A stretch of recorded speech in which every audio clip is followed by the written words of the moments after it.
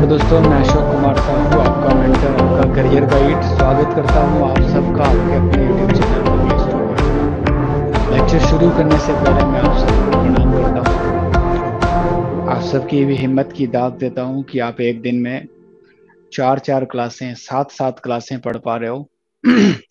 इतनी पढ़ाई करने के लिए भी दम चाहिए और पढ़ाने वाले के लिए भी दम चाहिए, राइट। कल हमने 7 लेक्चर पढ़ाए और आज हमने 4 लेक्चर पढ़ाए। ये भी अपने आप में एक रिकॉर्ड है वुगली का। वुगली की शुरुआत में सबसे पहले एक बैनर आता है, इट्स हिस्ट्री, और यही नर्सिंग की हिस्ट्री मैं बनाना चाहता हूं। और इसलिए आपको इतनी ही जी तोड़ तरीके से मेहनत करवा रहा हूं, पढ़ा रहा हूं, राइट दोस्तों। तो ये वुगली का एक इतिहास होगा जो ना तो रिपीट होगा और ना कभी दोहराया जा सकता है।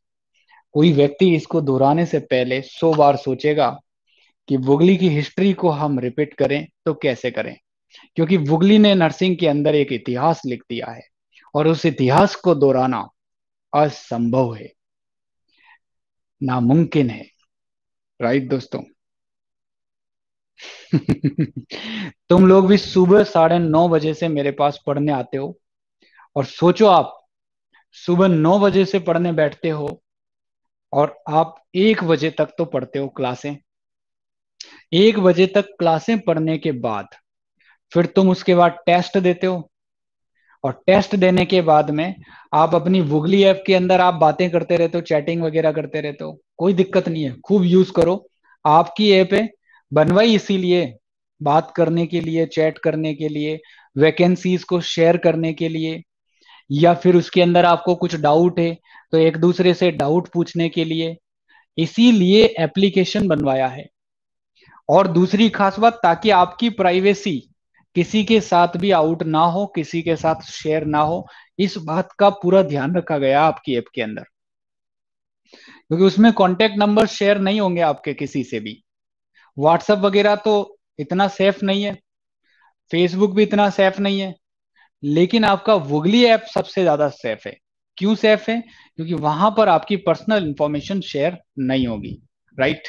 आप बात करो किसी फ्रेंड से या किसी भी बंदे से, आप पूछो, आपस में कुछ पूछ लो, तो उसके अंदर आपको सबसे सेफेस्ट कन्वर्सेशन का एक प्लेटफॉर्म प्रोवाइड किया गया है, ताकि आपकी जो प्रॉब्लम्स हैं वो आपस में आप लोग सोल्व कर सको। Understand guys? क्लियर है? टेस्ट ज्वाइन करने के लिए कोई विशेष प्रकार का रजिस्ट्रेशन जरूरत नहीं है, खत्म कर दिए सब रजिस्ट्रेशन वगैरह। केवल आप ऐप डाउनलोड करो, ऐप डाउनलोड करते ही और 1-2 घंटे के अंदर अंदर आपको हमारी तरफ से एक बैच हम देंगे, आपको एक बैच दिया जाता है, और उस बैच के अंदर आपको सारे टेस्ट पेपर्स अपने आप मिल जाएंगे जैसे आप बैच में ऐड होंगे। तो पुराने टेस्ट जो आपने नहीं दिए हैं वो टेस्ट भी आपको वहां पर मिल जाते हैं। अंडरस्टैंड?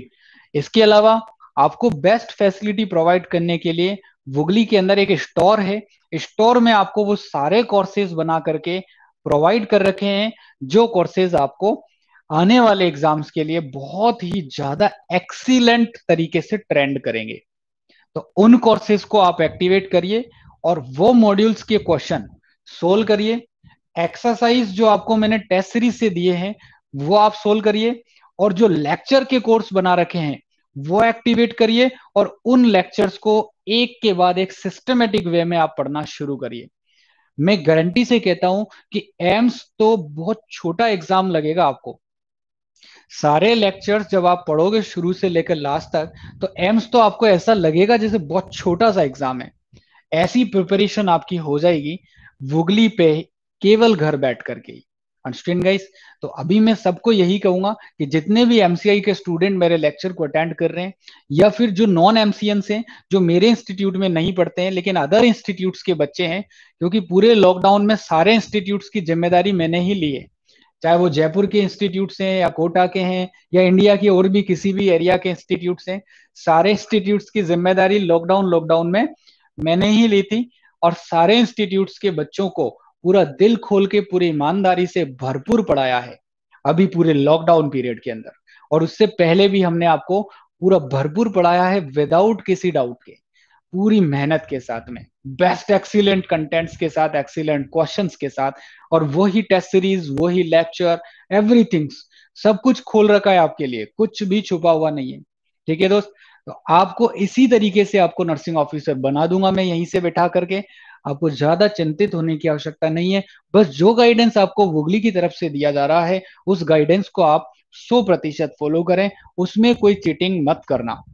मैं बार बार कह रहा हूं कि जो मैं आपको आदेश कर रहा हूं वो आदेश को आप पालन करो। उस पे 1% भी अगर आपने शक किया, अगर आपने मेरे ऊपर 1% भी शक किया, तो आपको जो वो गुरु की तरफ से एक गिफ्ट जो दिया जा रहा है वो सफल नहीं होगा। अंडरस्टैंड दोस्त? यदि अगर कोई भी, जैसे हम कहते हैं कि कोई, ये सब आस्था पर डिपेंड होता है। हम कहते हैं ना, गॉड से कुछ मांगने जा रहे हो तो आपको वो तभी मिलेगा जब आपकी आस्था उसके ऊपर है। अगर आपका विश्वास, आपकी आस्था नहीं है, तो आप प्लीज मत जाइए, क्योंकि वो, अगर आप बिना आस्था के, बिना विश्वास के कुछ मांग भी लोगे तो वो आपको नहीं मिलेगा। राइट? तो मैं यही कहूंगा कि जिस पर आपकी आस्था है, जिस पर आपका विश्वास है, उसको पूरे दिल से, पूरे तन मन से आप उसके अंदर, उसको में खो जाइए, उसको मानिए और उसी की बात को फॉलो करिए। तो जो इंस्ट्रक्शन मैंने प्रोवाइड किया है उसे फॉलो करिए, डेफिनेटली आप सफल होंगे। ऐसा मैं प्रॉमिस आपसे कर सकता हूं। बस जरूरत है तो मेरी हर कही हुई बात को अच्छे तरीके से लाइफ के अंदर यूज करने की। क्लियर है दोस्त?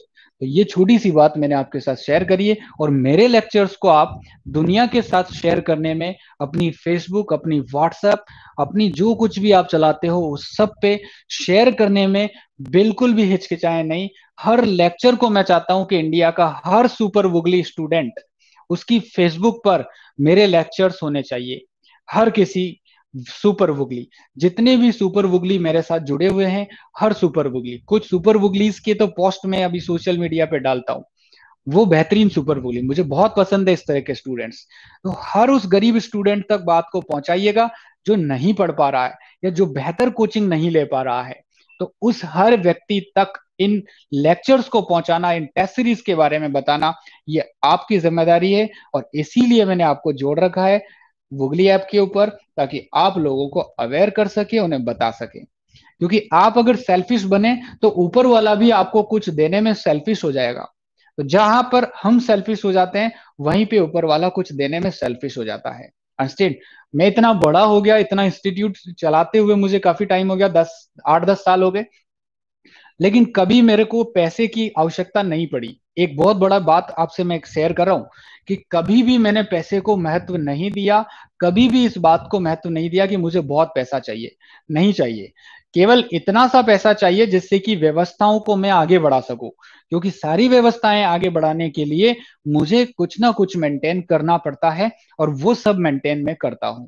तो आप सेल्फिश जिस दिन हो जाओगे, उस दिन ही आपका नेगेटिविटी आपके अंदर, लाइफ के अंदर आना शुरू हो जाएगी। तो फ्रेंड्स, जो मैं आपको कह रहा हूं, जो ये जीवन का सत्य है, और सत्य को जितना जल्दी हो सके हमें एक्सेप्ट कर लेना चाहिए, मान लेना चाहिए, और अपने आदर्श गुरुजनों के बताए हुए मार्ग पर यदि अगर आप चलना शुरू कर दोगे, तो आपके जीवन की 90% परेशानियां तो ऑटोमेटिक ही फिनिश हो जाएगी। आप अपने आप खुश रहने लगोगे, आप अपने आप सही दिशा में आगे बढ़ने शुरू हो जाओगे। क्लियर है दोस्तों? तो चलिएगा मैं शुरू करता हूं इस लेक्चर को। इस लेक्चर के माध्यम से हम सीखने वाले हैं Glasgow coma scale. Glasgow coma scale अपने आप में एक बहुत ज्यादा इंपॉर्टेंट क्लास है, तो इसलिए इस पे इंपॉर्टेंट मार्क कर देते हैं। ग्लासगो कोमा स्केल को शॉर्ट में जीसीएस बोलते हैं। Is a standardised scoring system. ये क्या है? एक स्टैंडर्डाइज्ड स्कोरिंग सिस्टम है, use to assess the level of consciousness. First question याद रखिएगा कि ग्लासगो कोमा स्केल का क्या यूज होता है। तो Glasgow coma scale is use to assess the level of consciousness.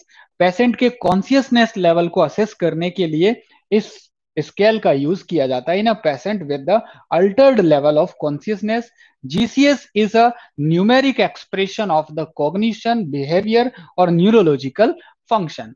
दोस्त याद रखना, जीसीएस क्या है? जीसीएस एक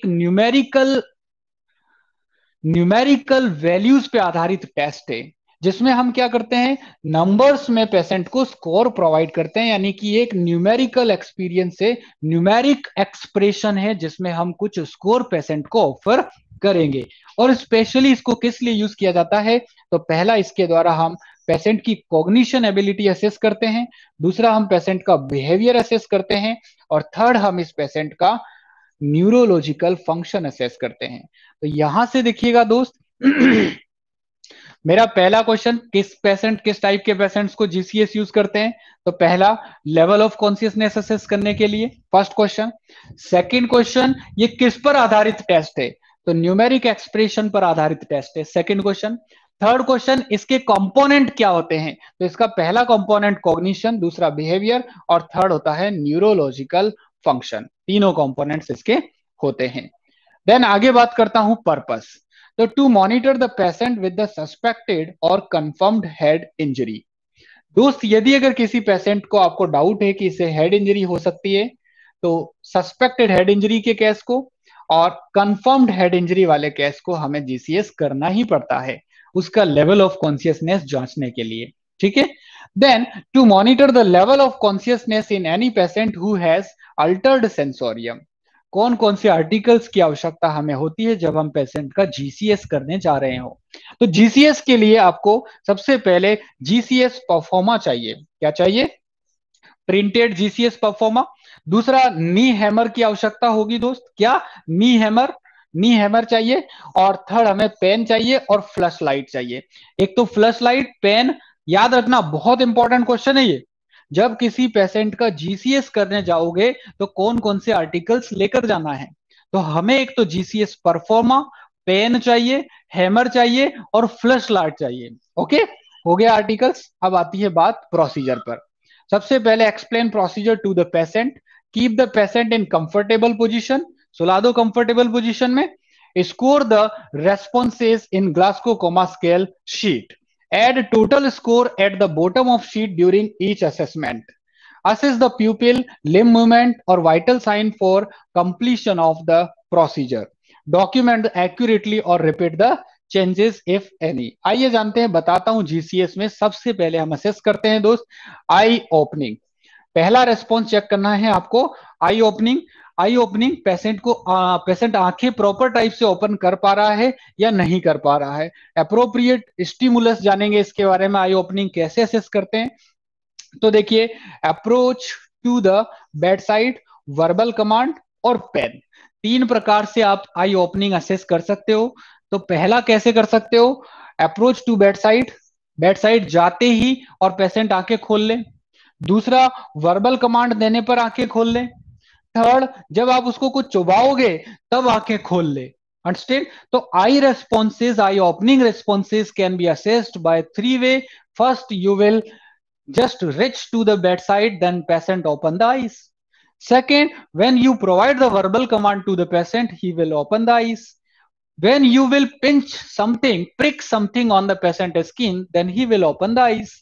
तो तीन तरह से हम अप्रोप्रिएट स्टिमुलस पेशेंट को दे सकते हैं। ओके, आई ओपनिंग असेस करने के लिए व्हाट आर द स्टिमुलस? तो then three stimulus can be provided. आइए जानते हैं रेस्पॉन्स क्या क्या हो सकते हैं पेशेंट के। इन तीनों में से किसी भी तरह से आप असेस करें, कोई मैटर नहीं करता है। अब आती है रेस्पॉन्सेज जानने की। तो स्पॉन्टेनियस रेस्पॉन्स, जैसे ही आप गए, एकदम पेशेंट ने आंखें खोल ली अपने आप, अचानक, स्पॉन्टेनियस, तो आपको कितने मार्क्स देना है दोस्त? 4 मार्क्स। ठीक है। Opening of eyes to the name of three command, जब आप नेम ऑफ कमांड, जब आपने बोला अरे भाई श्यामलाल क्या हो रहा है, जब आपने वर्बल कमांड दिया तब अगर पेशेंट ने आईज ओपन की तो आप उसे कितना मार्क्स देंगे? 3 marks. Lack of opening of the eyes to previous stimuli but opening in the pain, जब आपने उसको कुछ चुबाया तब जाकर के यदि अगर पेशेंट ने आंखें खोली, पेनफुल स्टिमुलाई देने पर यदि पेशेंट आईज ओपन करता है, तो ऐसी स्थिति में दोस्त उसको केवल कितने मार्क्स मिलेंगे? 2 मार्क्स मिलेंगे। Lack of opening of the eyes to any stimulus, तीनों में से तीनों स्टिमुलस आपने ट्राई कर लिए, आंखें नहीं खोल रहा है, मींस उसको कितना मार्क्स मिलेगा? 1 मार्क्स। यदि पेशेंट अनस्टेबल है, अनस्टेबल है, तो आपको कोई मार्क्स नहीं देना है और क्या लिखना है? शीट में यू लिखना है। जीसीएस शीट के अंदर क्या लिखोगे? यू लिखोगे। तो याद रखना, फर्स्ट आई ओपनिंग के लिए जो स्कोरिंग शुरू होता है वो कहां से होता है? तो 4 3 2 1, 4 3 2 1, 4 3 2 1। स्पॉन्टेनियस, वर्बल, पेनफुल और no. Spontaneous, verbal, then pain, then to any stimulus, lack of opening. तो 4 3 2 1 हो गया। सेकेंड पैरामीटर हम चेक करते हैं वर्बल रेस्पॉन्स। अब हम चेक करेंगे पेशेंट का verbal response. Verbal question with the maximum arousal. आपको क्या पूछना है? उससे कुछ क्वेश्चन पूछना है। तो देखना, response appropriate orientation, conversant, correct identification of the self, place, year और मंथ। यदि अगर ये सही तरह से पहचान रहा है तो उसको 5 में से 5 मार्क्स मिलेंगे। But confusion the conversant but disorientation in the one और मोर स्पेयर्स। पेशेंट वर्बली रेस्पॉन्स तो कर रहा है भाई, वर्बली अगर प्रॉपर रेस्पॉन्स कर दे आपका पेशेंट, आपने बोला भाई क्या नाम है तेरा, उन्होंने कहा साहब मेरा श्यामलाल नाम है, कहाँ हो आप? साहब मैं हॉस्पिटल में हूँ। अच्छा कैसे आए हॉस्पिटल में? साहब मेरा बाइक से एक्सीडेंट हो गया था। अच्छा ये बताओ कौन सा ईयर चल रहा है अभी? उन्होंने कहा सर 2020 चल रहा है। अच्छा कितनी तारीख है आज, कुछ पता आता है? हाँ सर मैं 20 तारीख को हॉस्पिटल आया था, 2 दिन हो गए। सर आज 22 तारीख है। ये सारे जवाब उसने बिल्कुल करेक्ट दे दिए, तो समझो उसका वर्बल रेस्पॉन्स पूरा परफेक्ट है। कितने नंबर मिलेंगे? 5 नंबर मिलेंगे। ठीक है, मिल गए। दूसरी बात, अब आपने उसको कहा वर्बल रेस्पॉन्स कर तो रहा है, लेकिन आपने उससे पूछा कि कहाँ है भाई तू, कहाँ है? सर बोल तो रहा है, सर कहाँ हूं मैं? यार ये कहाँ हूं मैं अभी, मैं तो पहचान नहीं पा रहा हूँ, हॉस्पिटल में कैसे आ गया मैं? ऐसे रिएक्ट किया उसने। फिर ने पूछा ये कौन है? सर ये कौन है? आ, कौन है? ये तो मेरा दोस्त है ये तो। कंफ्यूजनल यदि अगर आपको लग रहा है, तो कंफ्यूजन वाली स्टेट में अगर वर्बल रेस्पॉन्स, वर्बल कन्वर्सेशन कर रहा है, तो आप कितने मार्क्स देंगे दोस्त? 4 मार्क्स आपको देना है कंफ्यूजन के केस में। इनअप्रोप्रिएट और disorganised use of the word, lack of the sustained conversation. Inappropriate word use कर रहा है, इनअप्रोप्रिएट वर्ड, प्रॉपर जो वर्ड्स कन्वर्सेशन होता है वो नहीं कर पा रहा है। In this case we offer 3 marks. अस्टिन किस केस में? इन अप्रोप्रिएट और disorganised use of the words. Incomprehensive words या साउंड्स, इनकॉम्प्राहेंसिव वर्ड्स या साउंड्स के केस में you will offer 2 marks. Lack of sound, बोल ही नहीं पा रहा है, तो 1 मार्क्स। तो देन अनस्टेबल है, तो देन यू आपको लिख देना है। तो वर्बल रेस्पॉन्सेज में हम कितने पैरामीटर असेस करते हैं दोस्त? 5 पैरामीटर असेस करते हैं और 5 तरह से मार्किंग करते हैं। 5 4 3 2 1। ठीक है, इससे पहले हमने क्या असेस किया था? आई। सेकंड हमने क्या किया? वर्बल।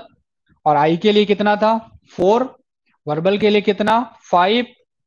अब आता है लास्ट हमारे पास मोटर रेस्पॉन्स। मोटर रेस्पॉन्स में वर्बल कमांड, पेन या प्रेशर और proximal nail bed. Motor command को असिस्ट करने के लिए हम उसको ऑर्डर दे सकते हैं कि भाई हाथ ऊपर करो, अगर कर लिया तो अच्छी बात है।